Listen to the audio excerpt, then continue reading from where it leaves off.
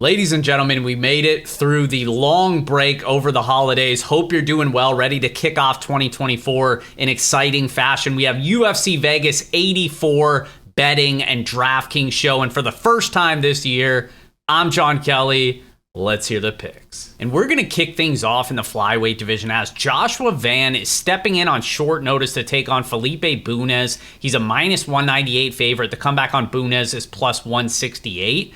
And this is a matchup where I think pretty clearly I favor Joshua Van while the fight plays out on the feet. We'll start with Van. You know, he's a very young prospect, just 22 years old, but he's got the pace and he's got the power on the feet. And we saw that even in his last fight against Kevin Borchas, where he got clipped, he got rocked early and was able to overcome that and convincingly win the last two rounds because of that solid cardio, the solid pace, and the big power. He was able to land some big shots as well, but that volume's very tough to keep up with. And then on the flip side, Bues, he's a 33-year-old fighter, was supposed to make his UFC debut to Zhalgas Zhumagulov, and that fight ended up getting scrapped. It's actually kind of funny because, let's do this for a second. Van was supposed to face Borchas on Contender Series. Then he took a short notice UFC debut to replace Bues and fought Zhalgas in his UFC debut. Then Borchas and Van ended up fighting. That was the last fight, and now Van's going to fight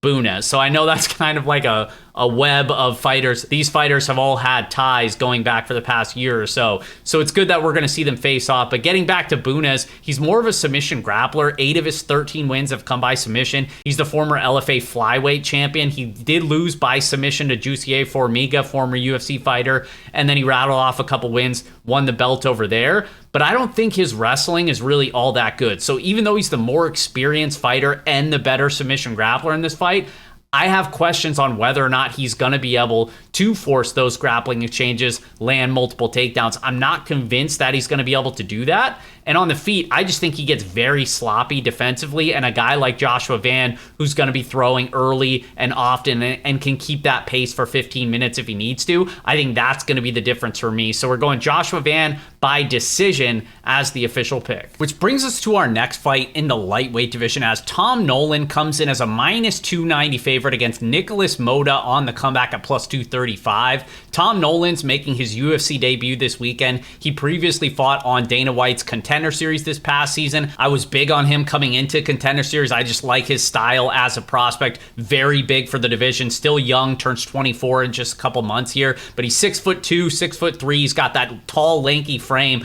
But it's the way that he uses his weapons. A guy like Jalen Turner comes to mind. Like very long, but uses his range very well. And Tom Nolan, what I like that he does is when he closes distance, he's constantly active with those big knees and elbows in the clinch. He's very strong in the clinch, and he's just got some nasty kicks, some power on the feet as well. 4 of his 6 wins have come by knockout, and he's got a pretty well-rounded skill set as well, because even though he's not the greatest defensive wrestler, he can give up takedowns. We have seen him controlled on the regional scene a little bit, dating back a couple of fights, but he does hold a brown belt in Brazilian Jiu-Jitsu, and he's not completely clueless on the mat either. But I do think he's the rightful favorite here against Nicholas Moda, who's coming off that awkward stoppage against Trey Ogden in a fight that he was clearly losing, but it should not have been stopped. He was defending the choke, whatever. It was ended up being a no contest. But Nicholas Moda, we know what he brings to the table. This is a guy that I've never really been super high on, and he hasn't even lived up to my expectations, because all this dude is like a power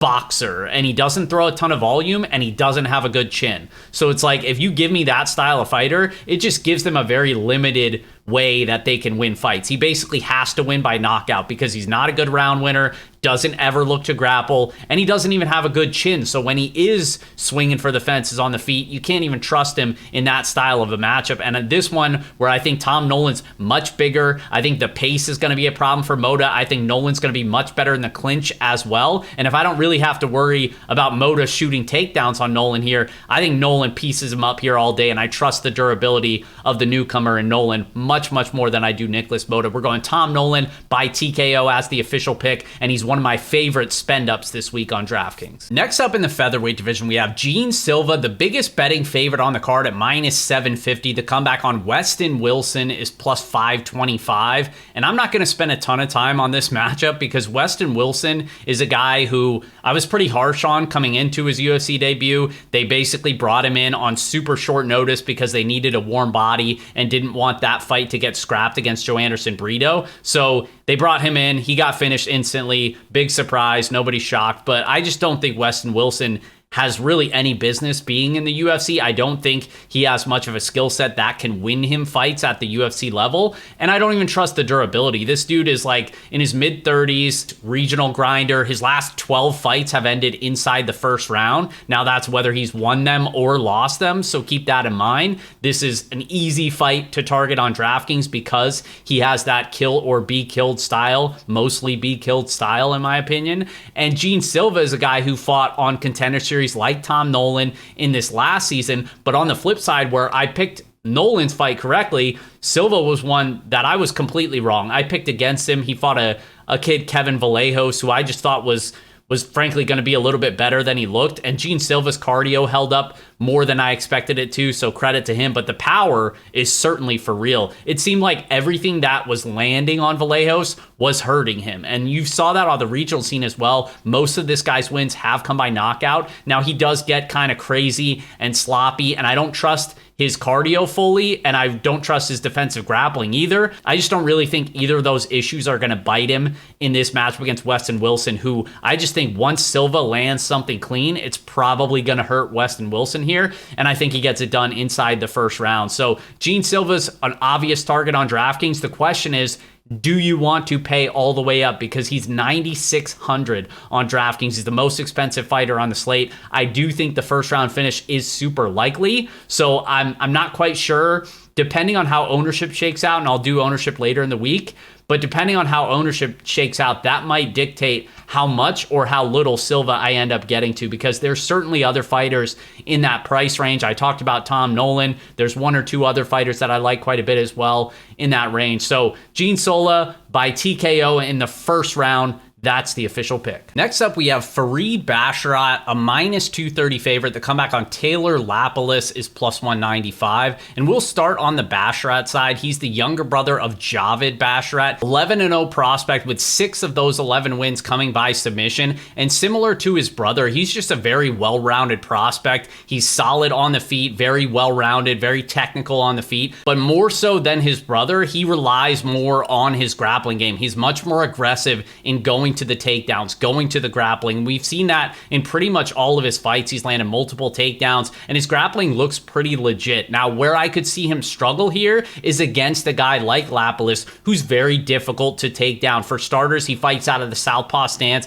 He defends takedowns very well. Single leg, very difficult to take him down. I could see this one being where Bashat's trying to force the takedowns like Loughran did in his UFC debut against Lapis, and just not being super successful with that. So we see a lot of cage stalling up against the fence where Bashat's in on the hips trying to take him down, and Lapis is just doing a good job at defending. But what that's not doing is it's not allowing Lapis to get off on his offense. And that's why I think Bashat ultimately will be able to edge this fight, because even if Lapis makes him work harder than anybody has and is unable to really have that grappling success against, it's still not allowing Lapis that space that he needs, because he's a very technical striker, but he's very one-dimensional in that sense. And we saw that almost bite him in the Loughran fight, where he almost just, I mean, he clearly won, but I just mean it was close enough to where just because half the time he was up against the fence defending takedowns, he wasn't able to really separate in a bunch of those rounds. And against a guy like Bashat, who's also a good striker, I just don't think that that's going to be enough from Lapis. I don't think the optics are going to look good for Lapis. So I think Bashat wins. I'm just not really interested in this fight on DraftKings. I don't think either guy has a huge ceiling here. So at $8,900, I'm probably going to come in pretty underweight to the Bashat side, and I basically have no interest on Lapis here. So we're going Bashat by decision. That's the official pick. Next up, we have Marcus McGee, a minus 278 favorite. The comeback on Gaston Balanos is plus 225. And we'll start on the McGee side. He's 2-0 in the UFC. Both of those wins wins came inside of the first 2 rounds. He's finished both of his opponents, and he's looked pretty solid doing it. He's a very powerful, explosive striker. 7 of his 8 career wins have come by knockout, and I also think he could have some sneaky submission upside in this matchup. Even though he's not really known for his grappling, I think in this fight against Balanos, who's basically just a one-dimensional power puncher on the feet, I think he could potentially grapple him. I'm not saying that he will, but I just think he would have the big advantage if the fight were to hit the mat. Now, Balanos, a guy I'm not super impressed with. He's another one of those guys. I'm not really sure if he's UFC level. He ended up fighting Aaron Phillips in his UFC debut, won by decision, wasn't super impressive, but most of his wins career-wise have come by knockout. He's been submitted twice in his career. He's just basically a low-level, one-dimensional power puncher who wants to take your head off. And in that type of fight against a guy like Marcus McGee, I'm going to favor the McGee side, who I think is more powerful, more durable, and like I mentioned, if he were to mix in the other elements of martial arts, I'd expect him to have the advantage there as well. So we're going McGee by TKO as the official pick, and he's another solid spend up on DraftKings this week. Which brings us to our next matchup, as Semi the Jedi, Matthew Semelsberger, is a -135 favorite. The comeback on Preston Parsons is +114. And we'll start on the Semelsberger side. I do like Semi the Jedi in this matchup. I think it's a good stylistic matchup for him. He's more of like a power boxer with a little bit of wrestling in his background, but defensive wrestling is not great. He defends at just 50%. We have seen him put on his back. We have seen him controlled, and the cardio has been a little bit dicey at times as well. But I think he's a very powerful striker, and he's got a talent for being able to sneak through those big, powerful punches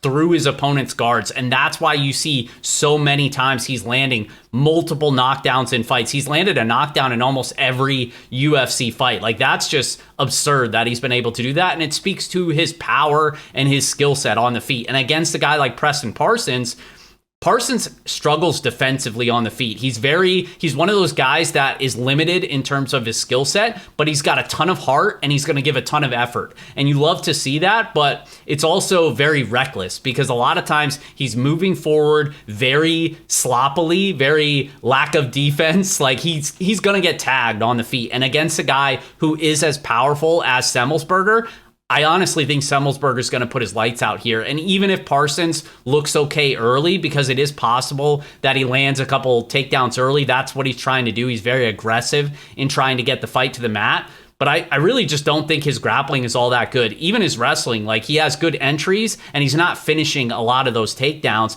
And then the last thing I'll say about Parsons is because he's go from the very start and very aggressive, pushing that pace, I really don't think he has the cardio to hold that up for 15 minutes. So even though I don't think Semelsberger's cardio is that good, I think it's going to affect Parsons in a more negative way because of the style that he fights. Because after, 5-6 minutes, you really start to see it affect him where those takedown entries are getting a lot sloppier. Everything's landing on him on the feet as opposed to just most things landing on him on the feet. And it does not look good optically. And I think if you do that against Matthew Semelsberger, you give him too many chances to land one of those big punches.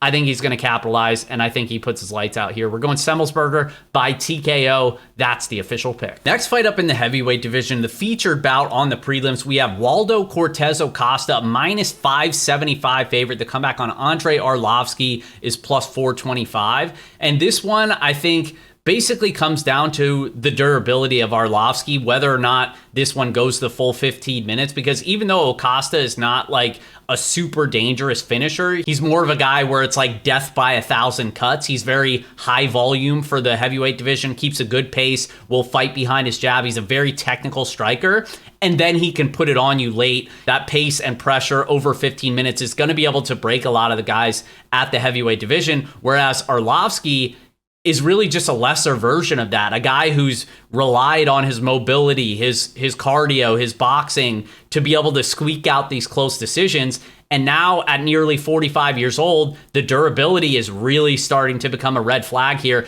I don't think he can win these rounds. I'm not even sure he can make them close against Acosta. I think Acosta's going to be landing more strikes and the bigger strikes as well. And I do think Acosta probably gets the finish in the second or third round. Here, we're going Acosta by TKO. That's the official pick. And before we get to the main card, guys, I do want to talk about one of the new features of a FightNumbers subscription that just dropped. It's the FightPickSim. So basically, this is an advanced projection, simulation, and optimization tool specifically for DraftKings players, people who want to take their game to the next level. So basically, what I love about this tool is it's fully customizable based on your picks. So you think you're able to predict fighters, how they win, what round they win, who wins the fight. That's all up to you. You can input it. You can go by the Vegas odds if you just want to do that, or if you think you could outsmart Vegas, change up the picks however you want. You could do it however you want, but it's going to spit out based on your picks a median projection. It's also got a confidence interval. So what that means, if you set that to 80% based on the beta testing of this tool, if your pick is correct, so if you say Ankalaev wins a 5-round decision, so 80% of the time, his DraftKings score based on your pick, if it was correct, is going to fall in that range 80% of the time. So it's a very useful tool. It also will tell you based on your inputs who's projected to be in the optimal lineup and how often, what percentage they're in the optimal lineup. So there's a ton of fun stuff you could do with this, and you can run it through however many times that you want. You can download the results, compare them through different situations as well, and basically just mix and match, see what's popping in terms of the sims, and basically just use that to make a better DraftKings team for each slate. So I'm really excited about this tool. It's part of a FightNumbers subscription. There's a ton of other stuff included as well, but I did want to highlight that, and I'll put the link in the description below. Best part is, guys, it's completely free to try for the first 30 days. So I'm trying to get as many people as possible to try this product, try this subscription. If you don't like it, that's cool. Just cancel. No harm, no foul, but just give me the feedback, what I need to do to make the product better, make the subscription better as a whole, so we can improve it for the next person. So that's just one part of this subscription. There's a private Discord with me talking MMA, DFS, DraftKings strategy. You get a DraftKings specific show on Thursdays or Fridays each week, breaking down DraftKings strategy more in depth than we go through on this free show. And there's Underdog Fantasy, PrizePicks plays, a bunch of other stuff, other content as well for DraftKings players. It's all part of that subscription. You can check out more at the link below. Now back to the fights. Next fight up, we have Bruno Ferrera, a minus 118 favorite. The comeback on Phil Hawes is minus 102. And this is one that I'm definitely going to be hedging on DraftKings. What I mean by that is I'm going to be having exposure to both sides, because both of these guys are extremely powerful and both of these guys are pretty untrustworthy. On one hand, we have Ferrera, who's coming off a first-round knockout loss to Rozboev in his UFC debut, so he's coming off that big knockout loss. On the flip side, Phil Hawes is basically like the least trustworthy fighter on the entire UFC roster, because from a skill set standpoint, he's awesome. He's very powerful. 8 of his 12 wins have come by knockout, collegiate wrestling background. We know all the accolades are there. What's not there is the durability. He's been knocked out 4 of his 5 professional losses. I do not trust this dude's chin whatsoever, but I really don't know if I trust Ferrera's chin either. So it's one of those things. I think it's a coin flip fight. I slightly trust the durability of Ferrera a little bit more, but it's still a question mark to me. So for that reason, I'm not going to make a hard stance. I'm going to look to have heavy exposure to this fight, but probably just mix and matching with exposure to both sides on DraftKings. But the official pick is going to be Ferrera by TKO. Next up in the bantamweight division, we have Ricky Simon, a minus 180 favorite. The comeback on Mario Bautista is plus 155. And this is a fun matchup. I do like this fight. I like both of these prospects, but I have to favor the Ricky Simon side. I just think the wrestling advantage is going to be key in this fight. You know, he's coming off that knockout loss to Song Yadong, but it's really just because he was a step behind on the feet and he wasn't able to get those takedowns. I don't think that's going to be an issue for him here against Mario Bautista, who only defends takedowns at 56% in the UFC, and Bautista's fought a much lower level of competition than what Simon has been facing. And Simon, the more explosive athlete, the better wrestler. I think that's going to be enough here, enough to get his hand raised. And he's a guy who pushes a high volume wrestling pace. So we know he's got that ceiling capability on DraftKings, and the price is very affordable as well. He's a guy that can go out and land 4, 5, 6 takedowns with ease. So I like Ricky Simon here. I think he's a solid target on DraftKings as well. Simon by decision is the official pick. And next fight up, we have another banger matchup with my guy A10 Jim Miller, a slight favorite here, minus 115, with Gabriel Mowgli Benitez on the comeback at -105. And this is a really fun stylistic matchup because on one hand, we have Jim Miller, the young, spry Jim Miller, 40-year-old Jim Miller, who really is known as more of a grappler. He's got that collegiate wrestling background, black belt in Brazilian Jiu-Jitsu, 19 career submission victories. But I think the hands are underrated, and we've seen that now over his last couple fights. He's knocking dudes out. The boxing is looking sharp, and he has the power when he really sits down on those punches. And I think that could be an issue against Mowgli Benitez, who has had a real durability issue lately. He's been finished in 6 of his 10 career losses. We haven't seen this guy in basically a year and a half since he had a cupcake matchup against Charlie Ontiveros, which he knocked him out inside the first round. But I don't really trust the chin of Gabriel Benitez here, and I think Jim Miller clearly has the grappling upside as well. So this is one where I think both guys have clear red flags, but I also kind of trust the durability of Jim Miller. I trust him to fight for my money more, and I think he's got more finishing potential than Gabriel Benitez at this stage in his career. So we're going to side with Jim Miller here. Hopefully the old man gets it done for us. We're going Miller by submission. That's the official pick. Which brings us to our co-main event in the flyweight division as Manel Kape comes in as a -245 favorite with Mateus Nicolau on the comeback at +200. And these guys fought already about 2 years ago, and it was actually Mateus Nicolau who came away with the victory. It was a split decision. Honestly, it was a really boring fight. Not much happened in that fight. Nicolau looked to grapple him a little bit, and I'd expect him to do the same here.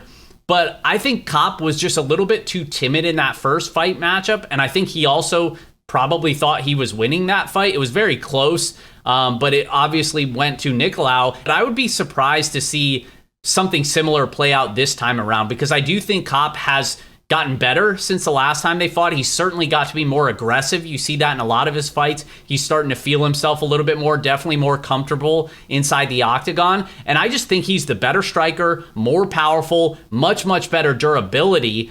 Nicolau is coming off a knockout loss to Brandon Royval. He's now been knocked out 3 times in his career. And I honestly think that first fight was kind of like the perfect fight for Nicolau in order to barely edge a split decision. I just think if they ran it back 10 times, I think Manel Kape wins the majority of those times. And I think that's going to be how this fight plays out here. I think he gets it done clearly. Whether he gets a knockout or not, I think he convincingly wins at least 2 rounds here. We're going Manel Kape by decision. That's the official pick. Which brings us to the main event this weekend as Magomed Ankalaev is a -455 favorite. The comeback on Johnny Walker is +350. And this is actually a rematch because these two just tried to fight back in October. That was the awkward fight stoppage where Magomed Ankalaev landed an illegal knee directly to the chin of Johnny Walker. He seemed to take it completely fine, was not dazed, was not knocked out, anything like that. But when he talked to the doctor, I guess he said something incorrectly. The doctor didn't like one of his answers, and they called the fight,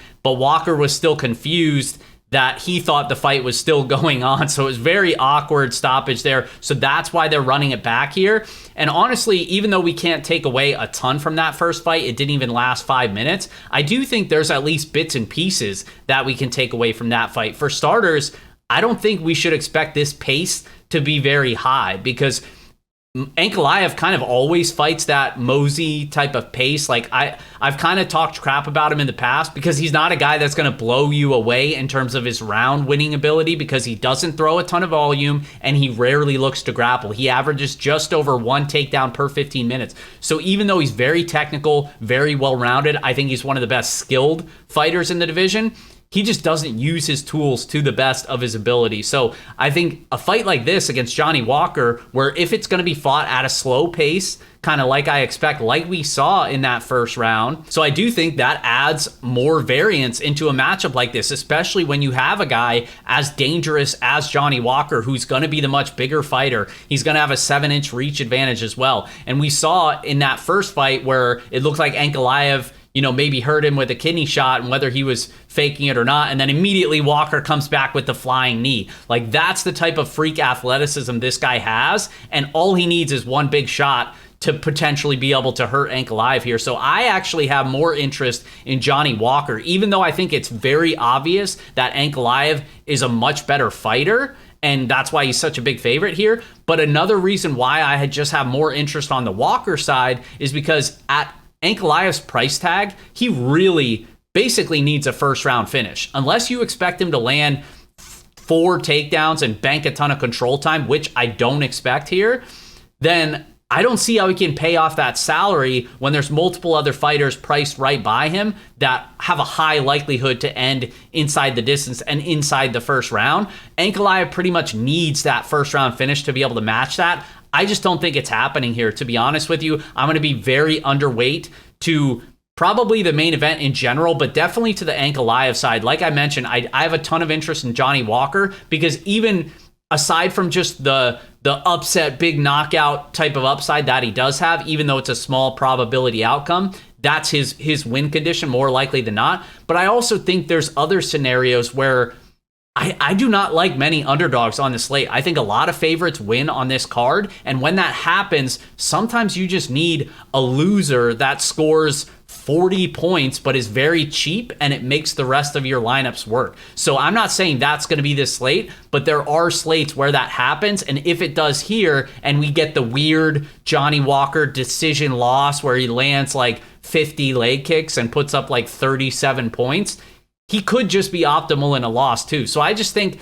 Johnny Walker is clearly my preferred play on DraftKings, even though I expect him to lose the fight probably 7 or 8 times out of 10. So we're going to go Ankalaev by decision here. But like I mentioned, in terms of DraftKings, I'm going to be putting my chips on the Johnny Walker side, or just trying to fade this fight as a whole and hope that it underperforms relative to the ownership here. And as always, guys, FightNumbers.com will have my DraftKings player rankings broken down by salary tier. It'll have my ownership projections as well, a couple other free tools as well, and then, of course, a bunch of other content for our subscribers. As always, appreciate you guys. Best of luck, and we'll see you next week.